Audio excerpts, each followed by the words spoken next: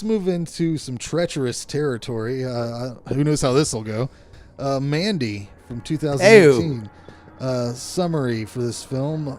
The enchanted lives of a couple in a secluded forest are brutally shattered by a nightmarish hippie cult and their demon biker henchmen. Where'd you guys get the water? I brought a water. Damn it. I had someone send it to me in the mail.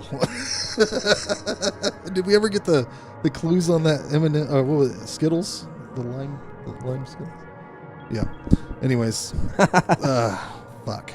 Propelling a man into a spiraling, surreal rampage of vengeance.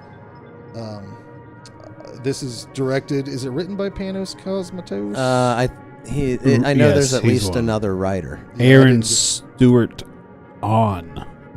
And Chris Kelly did the Cheddar Goblin ad. Nice. Do you have any other details about this? I do. Distributed by RLJE Films and on Blu-ray on just this year, 2018, Image Entertainment. This one actually got enough buzz about This is 2 hours and 1 minute. I think it was supposed to go straight to Blu-ray and DVD release, but it ended up getting a theater release because enough people wanted to watch it, so it went into the theater for a really short time too. Yeah, it probably deserved that. There's a lot of work here. I really liked how they started the movie off with the King Crimson song. I thought that was a good choice. I was expecting some ambient noise to greet me with this film, but no, there's substance here. There's a little bit of substance here. A lot of style, a little bit of substance. I understand why people like this stuff a lot. I think it's visually appealing. It's just not really what I want to watch. And I feel drastically different about the first half and the second half.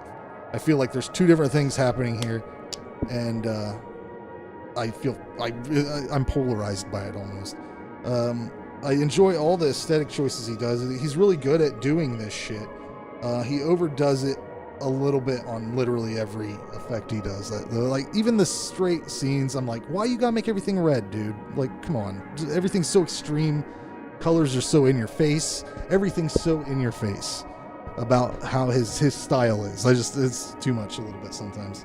But I do think that this is a good cast. The woman, I would love to see her in Shelley Duvall's role in a Shining remake with Larry Fessenden as Jack Nicholson's character.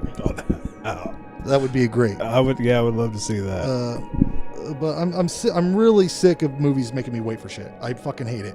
Why? The first half of this movie is a conversation between a boyfriend and a girlfriend that lasts for fucking ever, and I don't like it.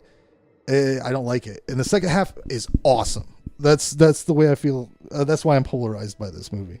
An hour and 8 minutes in, and I'm finally entertained for the first time when Nicolas Cage loses his shit in that bathroom and he's drinking the whiskey and he's all one scene.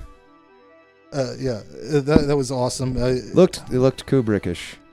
Yeah, not just the way it was shot, but like the whole, I don't know, the wallpaper reminded me of The Shining, the way like and the shot, and the other thing that's how I feel about it. I hate the first half. I love the second half. The other thing I didn't like that happened in the second half every once in a while was the animation. It's kind of like a heavy metal style animation, which I like on its own, but I don't think it was unnecessary. That's what I'm saying. Everything's a little bit too much. That's what the movie reminded me of, so I thought it fit. Oh, the movie reminds me of heavy metal. The second half, anyway. I just think that they could have jumped right in with. I don't need to know any of the backstory. Just tell me that fucking Nicolas Cage is going to go crazy. It could have been cut, I would think, by 30 minutes. At least. It's like I said, it's 2 hours. Yeah, I think you could probably get 20 cut 20 out of the first half and be okay. Yeah, I wrote down here, hey man, you want to see a Nicolas Cage going nuts and killing people in a violent tale of revenge?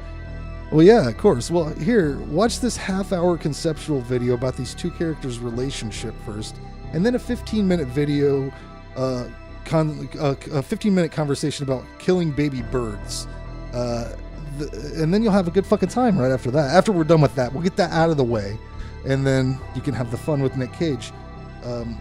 When he kills the cult leader dude at the end of all the stupid bullshit, like everything I complained about was It was just, the ending is worth all of the bullshit you have to sit through to get to it. And I wanted to ask you guys, what the fuck was the ending with? Are they not on Earth? Is that what's going on? There was weird planets in the sky. Did you see that? Yeah. So they were there through the movie too, randomly sometimes. Did they show that they were not? Are they not on Earth? Is that what's going on? It could be, might not be. Not relevant to the story. I do highly recommend everybody watches this. I gave it an 8 out of 10. So I surprised you. I knew you thought it was going to shit all over it. I am surprised by that first half sucks dicks, though. That's all I can say. Yeah. As expected, this looks good. It sounds good. It has the nice colors. I'm a fan of the colors. So I don't think his movies are overkill. Like, that's the looks and sound was the only thing that I liked from his first movie, Black Rainbow. So I'm glad. Like in that red scene I was talking about, where the bikers come in, everything's red, and that would have been fine. But it seemed like he turned the tent all the way up, so it was like glowing almost. But of course, I was watching. Admittedly, I was watching it on a bad stream. You have a DVD or a Blu-ray or something like that. So I did. Yeah. It's very slow. That first hour, I think, cut that in half. Make this a 90-minute movie. It's trippy. It's weird. It's a little bit confusing. Mm-hmm. Again, that's all kind of expected from what I've seen in this first one. It's a revenge film. Definitely not for everyone. Like, I can see why people don't want to sit through an hour of nothingness and then just be almost overwhelmed by what's going on. Has good kills. The effects were good. Much better than Black Rainbow. Great characters. Nicolas Cage was good in it. Very atmospheric. This is probably going to be another soundtrack that I download of his movies. I gave it a 7. You know I scored it high. Right. I gave it a 9. Wow, that makes it approved, doesn't it? Yeah, 8, 9, 7. Yeah. I the first half is long and slow. I liked it. I liked the first half. I was worried right before I watched it, though, because I didn't really look up much on it other than what I saw in the trailer. And it's Nick Cage and Panos and looked crazy, and I was like, I just want to go in fresh.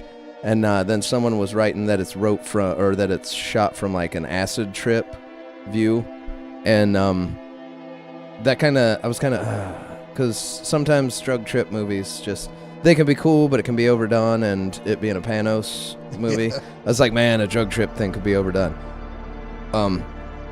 And it's there through the first half.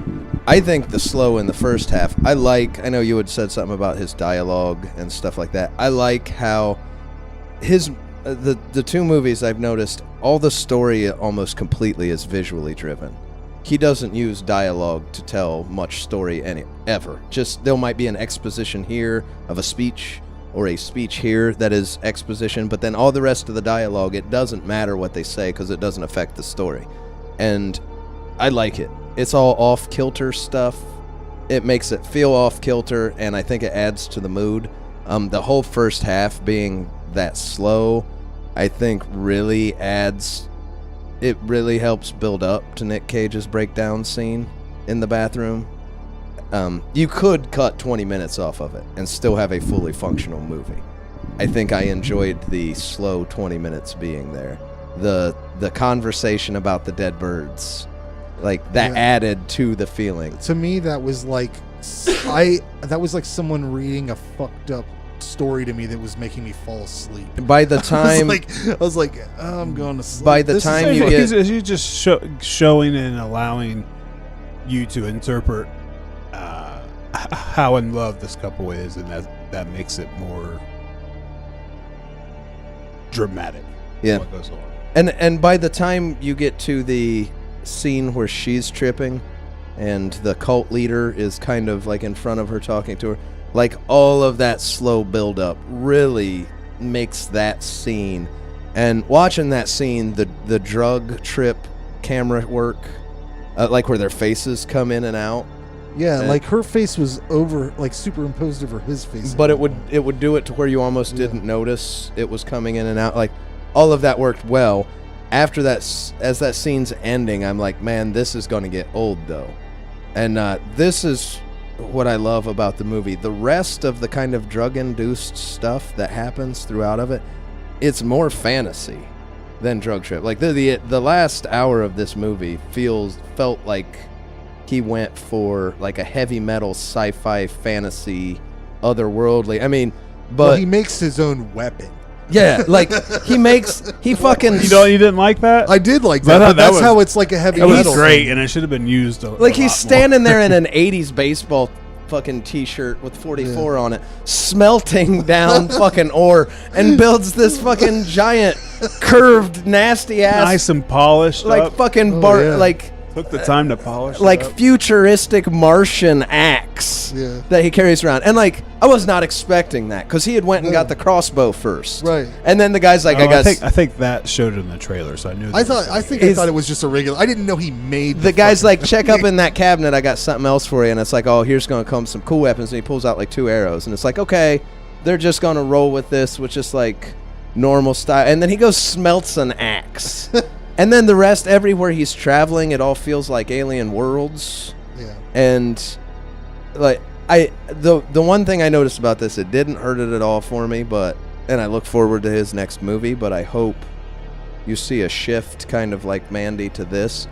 Mandy and Beyond the Black Rainbow both dealt heavily with kind of new age cult religion and drugs and that kind of aspect, and then this one had like a real fantasy, dark sci-fi fantasy injected into it. I hope what I want to see him do is his next movie, I want to see him go in more of the fantasy direction. But yeah, the whole last hour of this movie is just, it's amazing. I like the first half. It is really slow if you don't like slow stuff. The thing to remember when watching his movies, though, like Frank was bringing up, are they on Earth? Because you got the planets and just kind of floating in the sky and all the weird colors, and there's lots of times shit pops up.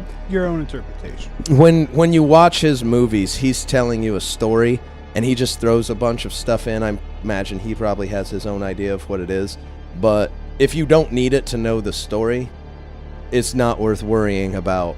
Right. Like, is he tripping? Is that why the planets are up there? Are they on another planet? As opposed it to doesn't like, matter. As opposed to like George Lucas, who would be like, you're on this planet, and these are the people of this planet, and this is their dialect, and he named everything. He probably doesn't even consider most of those details. He's not worried about it. And that's why I said, like, I know you said you were confused from Beyond the Black Rainbow. He tells really simple stories. Beyond the Black Rainbow is... Who said he was confused? Hey, Frankie. Oh. Beyond the Black Rainbow is a cult leader at a facility he runs, and a girl escapes it. That's just the story. Everything else that happens in it, you don't need to know why. I think the problem with that one is that the story is shit. So thinly... It's simple. Pulled. And it's very simple, shit. and he takes 2 hours to tell it. I agree. Yeah, that's the thing. It takes so long to tell the simplest thing. Yes, I agree. But that's the thing. Like, there's nothing to worry about. There's nothing to be confused about in the movies. Stuff happens. If it's confusing, or if you don't know why it happened, but it doesn't affect the story, I think it doesn't matter. my confusion lies more in the arena of why did he do this? Oh, but yeah, and then the last hour, the tiger, when he meets the acid making dude, and the dude lets the tiger I thought out, something was gonna happen, and then he tells him where to go. And the fucking cut scene of the tiger on the fucking cliffside roaring in front of the double moons. I was just like, that shit's great. I don't care why he threw it in. It fucking looks good. Good enough for a t-shirt. But yeah, all the kills when he goes on his revenge kick, all the kills are fantastic. I like that the bikers look otherworldly and don't look human at all, but the explanation in the movie is, no, they're just regular dudes. They took some bad acid. And then you see them, and you're like, you want to say those aren't regular dudes, but everybody's just like, nah, they're just crazy bikers. That's fine. And you just go along with it. Like, I dig all that. So yeah, I give it a 9. I thought it was a windy, great aren't movie. you? Windy tonight, aren't you? Mandy. Yeah, I had a lot to say on this one. There's a lot going on, and the way he mixed that heavy metal feel like the old heavy metal cartoon. The way he mixed that into the last hour, I've never really seen that done in a horror movie like this. That was something new to me. It was a great And ending. and not only was it new to me, I loved it. I hope I see other. I can tell. I hope I see other people do that. That would be a that would be a genre. I have my next move. I've been ready to move on for 10 minutes now. Well, you guys always give me like 2 minutes. I throw out a rating and go. Okay. I'm just saying. I had one that I wanted to talk about. Awesome. It's all right, Jared. You're allowed to. I hope the last hour of this movie Changes your life. becomes its own kind of genre, and other people start making horror movies that feel like the old heavy metal cartoon. Because that would be an amazing genre, and I would like all those movies. So Exactly. I saw something new, and it got me excited. So I give it a 9, and now I'm done. Well, we watched some.